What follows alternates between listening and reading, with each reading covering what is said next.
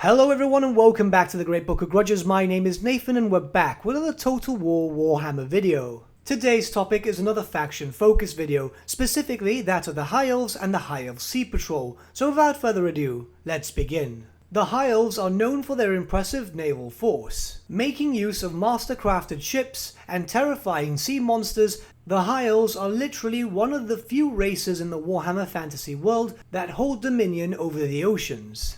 The fleets of the Lorphan Navy guard the coasts of Etienne, but they also range far and wide, sailing every ocean of the world and patrolling the sea lanes for the enemies of the Elven people. Now, before we continue, please bear in mind, this is not a speculation regarding naval combat. I do believe we'll eventually get naval combat in the Total War Warhammer series, but not until very late into the lifespan of the third and final game. Instead, this video is focused on an actual army list, which was released during the lifespan of the Storm of Chaos campaign in Warhammer Fantasy 6th edition. This is not a large army list, however it does have a lot of potential to be a potential Lord pack. As also released in this Storm of Chaos campaign was the Clan Eshen army list, which was eventually translated into the Shadow and the Blade DLC. With this list, not only do we have a possible legendary character, lord and hero choices and even units, but also a possible faction name too, and some unique style spells. So let's look at the possible faction leader, Aisling. The current Sea Lord, Aisling, is a phenomenal tactician and an implacable foe. Under his control, the High Elf fleet has gained scores of impressive victories.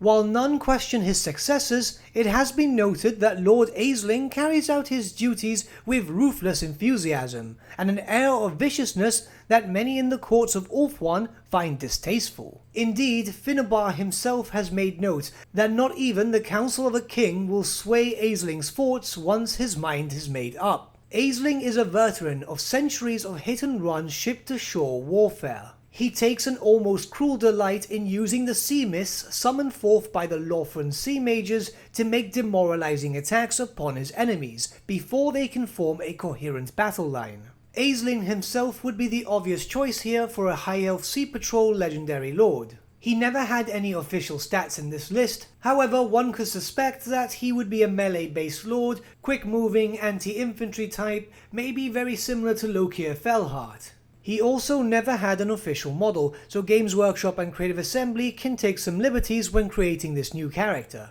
The fleet of the Sea Lord Aisling, dubbed the Pernicious by his peers, which would most likely be the faction name itself, has been extremely active, dispatching small patrols of Lorphan Sea Rangers to carry out stealthy hit-and-run attacks along the southern coast of Norska, recovering lost artifacts, rescuing prisoners, and even assassinating powerful enemy warlords. From this bit of lore, we are aware that Lord Aisling and his forces are actively working against the forces of Chaos, which as far as we're aware is going to be the main focus of Total War Warhammer 3.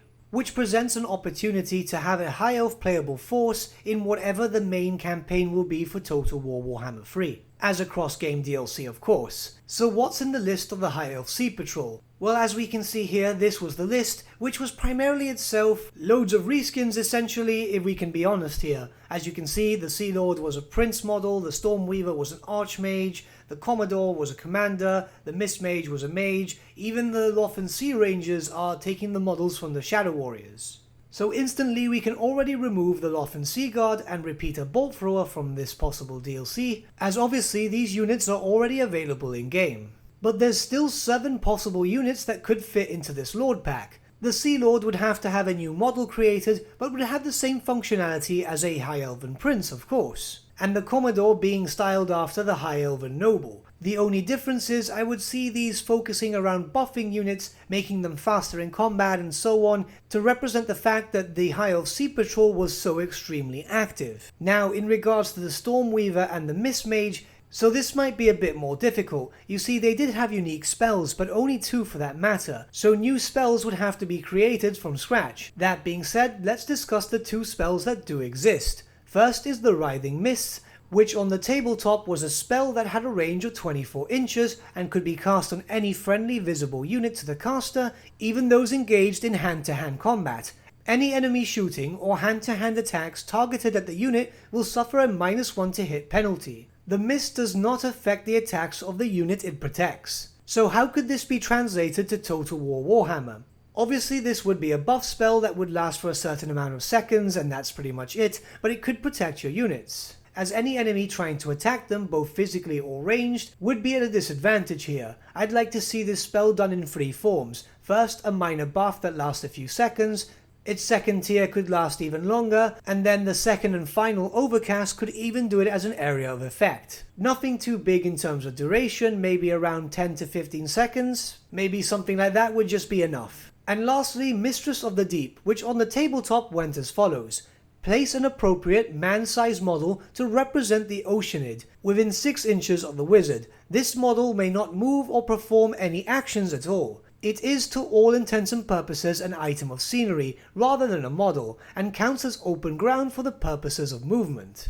Whenever an enemy unit wishes to fire upon or declare a charge against a unit in the Lothan army, it must first measure the distance to the Oceanid. If the Oceanid is closer to the target unit, it must first take a leadership test. If the test is failed, the enemy unit is distracted by the Oceanid's haunting song and the attack/charge is not performed. If the test is passed, no Oceanid will have any further effect on this unit for the rest of the game. So how would this translate to Total War Warhammer? Well, obviously it would be a bit too difficult to do as described in the tabletop spell, unless Creative Assembly surprise us in Total War Warhammer 3 by introducing spells that can summon scenery. Even then, I wouldn't see it exactly the same. It would be rather interesting to see it as a summonable unit that doesn't deteriorate and attracts enemy AI units to attack it. Obviously this would be rather useless in terms of multiplayer and so on, so more than likely this wouldn't be the case. Maybe it could just summon a unique unit in a very similar style to the Vampire Coast Sirens, which would just be able to do some damage and so on. Nothing too great, but it is kinda hard to translate some of these spells. At the very worst case scenario, it could just be an anti-leadership debuff. But now if we go back to the army list, we can now talk about some missing units.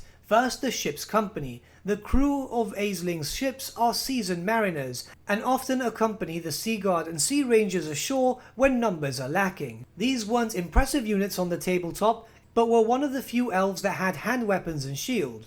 There was also another variant known with spears and another one with bows. Yes, we've already got these types of units represented in Total War Warhammer, however, if we take into account that Elfarion the Grim has a bunch of reskinned units as faction exclusives, this could possibly work quite well. The same would also be said about the Lothan Sea Rangers, cause well, yeah, it's another reskinned unit. But we've been talking about reskins way too much for this video, let's start talking about unique units. Right now on that list there's only one, which is the Merworm. These are gigantic monstrous units which are known to be devastating in combat, due to their massive size and pure ferocity. Merworms have been highly requested to join the High Elf roster for a long time now, ever since they were introduced into the Total War Warhammer series with Amenar in the Vampire Coast DLC. So seeing as this monster is part of the High Elf Sea Patrol list, it makes perfect sense to introduce it here, with an undead variant also being introduced for the Vampire Coast, and a possible dark variant being introduced for the Dark Elves. Obviously a DLC can't just have one unit, even if it is introducing a new legendary lord, but there is a perfect missing unit for this list which, yeah, should have been in the game a long time ago. Obviously I'm talking about the Lothan Skycutter, a flying chariot unit which was extremely unique. There were not that many types of flying chariots in the Warhammer Fantasy series, and this has always been a quite iconic unit for the High Elves. Honestly, this is a no-brainer, and I think it's a good basis for the start of a Lord pack. Obviously at this point, either Creative Assembly would have to create some new units, or look very heavily back into the lore to try and introduce some other stuff to obviously make this DLC, or well, possible DLC, because this is purely speculation, worthwhile. Now before we do end this video, it is important to note the following. Everything I've already spoken about this video, the Sea Patrol, the Merworm, Aisling, even the Lothan Skycutter has been introduced by mods. But just because it's been introduced by mods doesn't mean that Creative Assembly don't have it planned in their roadmap. So as unpredictable as Creative Assembly are, we never know what could actually happen. But what do you guys think about the Sea Patrol being a possible faction in Total War Warhammer 3? Where do you think they'd start? Do you think they'd have any special mechanics tied to them, or any special other units? Let me know your thoughts in the comments below, and let's start a bit of a discussion. But with that, my friends, we've come to the end of our video. Thank you so much for watching. If you did enjoy the video, might I suggest giving the video a like, or even subscribing to the channel, as it really does help us out. In the description section below are various different social media links such as Facebook, Instagram and Discord, where you can get in contact with the Great Book team. Also in the description section below is an affiliate link with Element Games where you could buy loads of hobby-based products, not just Warhammer, for 10 to 25% off. Using our special link and also the special code, which is also in the description below, supports the channel at no extra cost to you, which we think is rather cool. A big thank you to our patrons, your support means the world to us. It's amazing that people want to help a small channel like us grow and get to a higher level of content. A special thank you to Ryan Bertsche and Gibraltar LUSC for subscribing to us at our fame level. You guys are super cool. And a big thank you to Edward Yule and VSVasan for subscribing to us at our king level. Honestly, we can't thank you guys enough. The money earned from Patreon is going directly back into the channel, slowly upgrading little bits and bobs, just trying to get to a higher level of content for you guys. And a big thank you to all of you for liking, sharing and commenting on these videos. The support has been insane lately and honestly we can't be more than excited. But with that, my friends, thank you so much for watching once again, and we shall see you all again very, very soon. Have a good day.